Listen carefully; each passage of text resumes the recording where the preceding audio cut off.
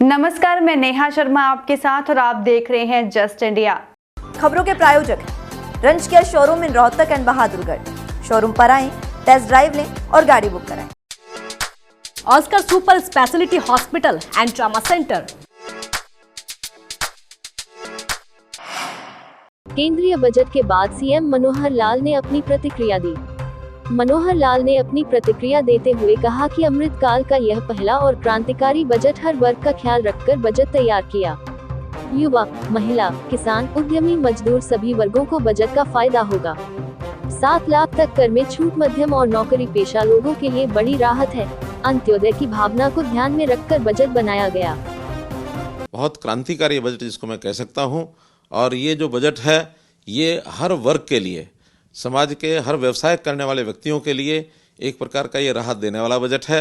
विशेष तौर पर मध्य आय वर्ग के जो लोग हैं उनको एक आयकर के नाते से, आयकर दाता के नाते से बड़ी राहत दी गई है। स्लैब सिस्टम जो बनाया गया है, चाहे वो 3 लाख से 6 लाख तक, 6 लाख से 9 लाख तक, 9 से 12 लाख तक, अलग अलग से जो एक स्लैब सिस्टम बनाया है, ये राहत देने वाला है। फिर ये चाहे युवा वर्ग हो, महिला हो, चाहे हमारे वरिष्ठ नागरिक हैं, उन सब के लिए राहत देने वाला है। व्यवसाय के नाते, चाहे वो किसान है, मजदूर है, वो हमारा चाहे व्यापारी है, चाहे हमारा नया उद्यमी है, वेतनभोगी है, इन सब के लिए राहत जो दे रहा है। हरियाणा के कैथल में सरपंच डिप्टी सीएम दुष्यंत चौटाला के विरोध में उतर आए। पुलिस के साथ सरपंचों की जमकर भिड़ंत हुई और पुलिस कई सरपंचों को घसीटते हुए गाड़ी तक लेकर गई। सरपंचों को पुलिस ने हिरासत में ले लिया। टेंडरिंग और राइट टू रिकॉल को लेकर आंदोलन कर रहे सरपंचों ने सरकार के खिलाफ जमकर नारेबाजी की। डिप्टी सीएम दुष्यंत चौटाला बुधवार को कैथल में जाट शिक्षण संस्थान के वार्षिक उत्सव में पहुंचे थे। सरपंचों को इसका पता चला तो वे भी नारेबाजी करते हुए मौके पर पहुंच गए। पुलिस ने सरपंचों को जाट शिक्षण संस्थान के मुख्य गेट पर ही रोक लिया।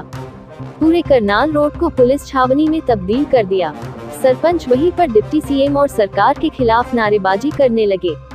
माहौल बिगड़ता देखकर पुलिस ने सरपंचों को वहां से हटाने का प्रयास किया, लेकिन सरपंच प्रदर्शन पर अड़े रहे।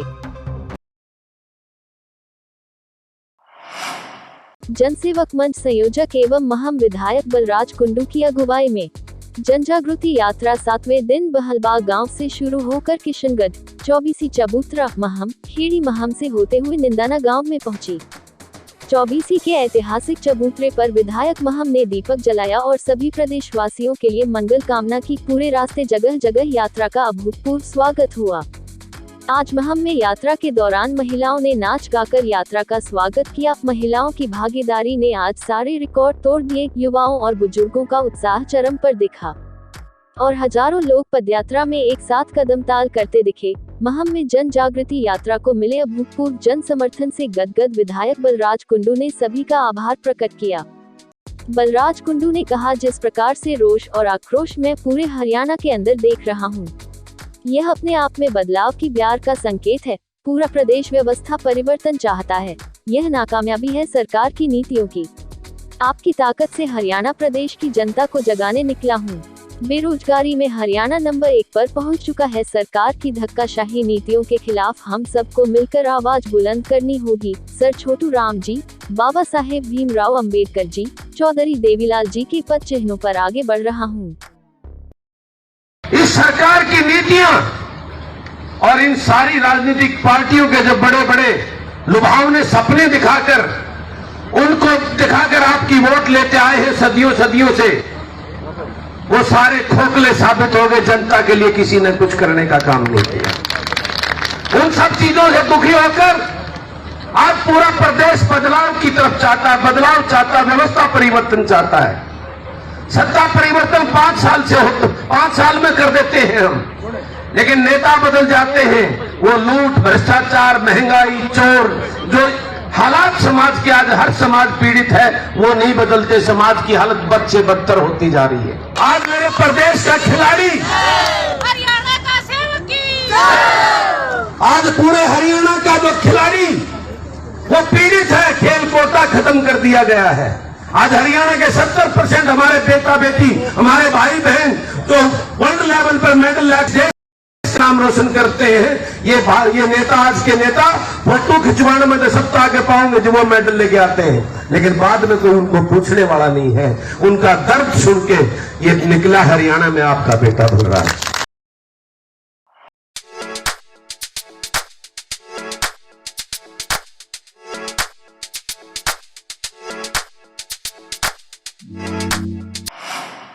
दिल्ली के पश्चिम विहार में एक 32 साल की महिला की गोली मारकर हत्या कर दी गई। घटना उस समय हुई जब महिला ऑफिस से घर आ रही थी। बदमाशों ने सड़क पर रोककर उसे गोली मार दी। आसपास के लोग उसे लेकर अस्पताल पहुंचे, जहां उसकी मौत हो गई। पुलिस सीसीटीवी फुटेज की जांच कर आरोपियों को पकड़ने की कोशिश कर रही है। पुलिस ने बताया कि मृतका की पहचान ज्योति के रूप में हुई है। वह फ्लिपकार्ट के कुरियर डिपार्टमेंट में काम करती थी। वह ऑफिस से घर लौट रही थी। महिला स्कूटी पर सवार थी। इस बीच दो लोगों ने उसे पेट में गोली मार दी। वारदात को अंजाम देकर हमलावर महिला की स्कूटी लेकर मौके से फरार हो गए। जुलाना लघु सचिवालय स्थित बीडीपीओ कार्यालय के सामने ई टेंडरिंग और राइट टू रिकॉल के रोष स्वरूप सरपंचों का धरना जारी रहा। सरपंचों ने निर्णय लिया है कि मुख्यमंत्री मनोहर लाल 3 फरवरी को नरवाना आ रहे हैं। सभी सरपंच इस कार्यक्रम का विरोध करेंगे। जींद ब्लॉक सरपंच एसोसिएशन की प्रधान प्रीति मनोहरपुर, प्रतिनिधि विनोद, हैबतपुर के सरपंच ऋषिपाल ने कहा कि सरकार द्वारा ई टेंडरिंग और राइट टू रिकॉल का फैसला वापस लेना होगा, उसके बाद ही सरपंच अपना धरना समाप्त करेंगे। बीडीपीओ कार्यालय में चल रहे सरपंचों के धरने पर सरपंचों ने हुंकार भरी है। सरपंचों ने सर्वसम्मति से फैसला लिया है कि 3 फरवरी को नरवाना में होने वाली मुख्यमंत्री की रैली का विरोध करेंगे। हरियाणा के महेंद्रगढ़ में एक महिला कॉलेज की छात्राओं ने मंगलवार को अपने एक प्रोफेसर के खिलाफ मोर्चा खोला। छात्राएं नारेबाजी करते हुए एएसपी कार्यालय पहुंची और एएसपी को शिकायत देकर पॉलिटिकल साइंस के प्रोफेसर पर 2 छात्राओं से फ्रेंडशिप करने का दबाव डालने, उनका पीछा करने और बदतमीजी के आरोप लगाए। कि छात्राएं प्रोफेसर की हरकत का विरोध करती हैं, तो प्रोफेसर उनको धमकी देता है। इसके अलावा कई बार प्रोफेसर द्वारा छात्राओं का पीछा भी किया जाता है। प्रोफेसर ने कई छात्राओं से उनके मोबाइल नंबर भी मांगे। मोबाइल नंबर नहीं देने पर प्रोफेसर ने छात्राओं को अंजाम भुगतने की धमकी भी दी है। छात्राओं ने एसपी से मुलाकात कर प्रोफेसर के खिलाफ कार्रवाई करने की मांग की है। कॉलेज प्रिंसिपल को भी एक शिकायत दी गई। फिलहाल आरोपी लेक्चरर को एग्जाम ड्यूटी से हटा दिया गया है। जांच जारी है। हरियाणा के फरीदाबाद में ऑनलाइन गेम खेलने के लिए मोबाइल न देने पर दोस्त ने दोस्त की हत्या कर दी। उसे मोबाइल सिर्फ इसलिए नहीं मिला क्योंकि मृतक उस वक्त अपनी पत्नी से बात कर रहा था। असल में पहले यह ब्लाइंड मर्डर था, मगर अब पुलिस ने इस इरफान हत्याकांड में खुलासा किया कि इरफान को किसी और ने नहीं, बल्कि उसके दोस्त शोएब ने ही सिर पर चोट मारकर मौत के घाट उतारा। पुलिस ने हत्याकांड को अंजाम देने वाले आरोपी शोएब को गिरफ्तार कर लिया है। 29 जनवरी की रात सेक्टर 21D के ठेके के पीछे इरफान जख्मी हालत में मिला। उसके सिर में चोट लगी हुई थी, जिसकी इलाज के दौरान मौत हो गई थी। एसीपी क्राइम सुरेंद्र श्योरान के नेतृत्व में क्राइम ब्रांच DLF प्रभारी राकेश कुमार की टीम ने इसकी जांच शुरू की, जिसके बाद फरीदाबाद के बड़खल निवासी आरोपी शोएब को गिरफ्तार कर लिया।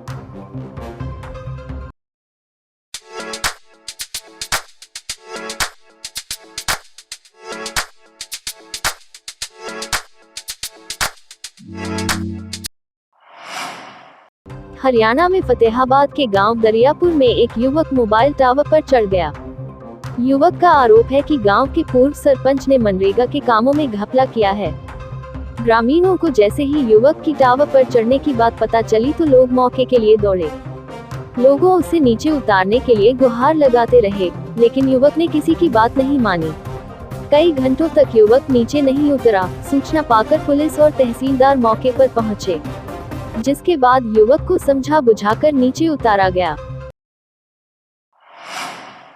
महारानी कॉलेज में छात्र संघ ऑफिस उद्घाटन समारोह में राजस्थान यूनिवर्सिटी अध्यक्ष निर्मल चौधरी को थप्पड़ मारने का विवाद थमने के बजाय बढ़ता जा रहा है। अध्यक्ष निर्मल और उनके समर्थक इस घटना को महासचिव अरविंद जाजड़ा का सस्ती लोकप्रियता पाने के लिए पब्लिसिटी स्टंट और प्री प्लान्ड अटैक बता रहे हैं। हालांकि महासचिव अरविंद इन आरोपों को नकार चुके हैं। उन्होंने इसे मौके के हालात पर उठाया सही कदम बताया था। उनका आरोप है कि अध्यक्ष निर्मल चौधरी और उनके समर्थक उन्हें काफी समय पहले से उकसा रहे थे। वीडियो को देखने से साफ हो जाता है कि दोनों के बीच विवाद की शुरुआत कहां से हुई और क्यों मामला थप्पड़ तक पहुंच गया। ये वीडियो 27 दिसंबर 2022 के हैं, जब महासचिव अरविंद जाजड़ा के ऑफिस में तोड़फोड़ की गई। फेस्टिवल चाहे कोई भी हो, ड्राई फ्रूट्स बिना अधूरा नजर आता है और सबसे बेहतर ड्राई फ्रूट रुद्राक्ष लोहिया एंटरप्राइजेस का ही नजर आता है। दिवाली पर देना हो गिफ्ट या कोई भी हो ओकेजन, हम हैं रुद्राक्ष लोहिया एंटरप्राइजेस। संपर्क करें शुभम गोयल 8685868656 या 8929222277। हैप्पी लोहिया 6885868655। मध्य प्रदेश के बैतूल जिले के भैंसदेही में पत्नी अपने पति की प्रेमिका की आपत्तिजनक फोटो वायरल करवा दी। पीड़ित युवती की शिकायत पर सरपंच और पंच सहित 5 लोगों के खिलाफ पुलिस ने धारा 354 और IT एक्ट का मामला दर्ज कर लिया है। आरोपियों की पुलिस तलाश कर रही है। चर्चा यह भी है कि सावलमेंढा ग्राम पंचायत के सरपंच श्रीराम भलावी और पंच कादर शाह कांग्रेस पार्टी से जुड़े हुए हैं। मामला भैंसदेही थाना क्षेत्र का है। बताया जा रहा है कि शादी से पहले एक युवक की इस युवती से दोस्ती थी। उसी दौरान कोई फोटो ली गई थी। युवक ने युवती को बताया कि फोटो डिलीट कर दी है। युवक की शादी कहीं और हो गई। युवक की पत्नी को शक था कि उसके पति के उस युवती से संबंध है। इसी शक के आधार पर उसने अपने पति के मोबाइल में अश्लील फोटो भी देख ली। वह फोटो अपने मोबाइल में लेकर आरोपियों को दे दी, जिसके बाद आरोपियों ने इस फोटो को सोशल मीडिया पर वायरल कर दी। खबरों में फिलहाल इतना ही। देखते रहिए जस्ट इंडिया। नमस्कार।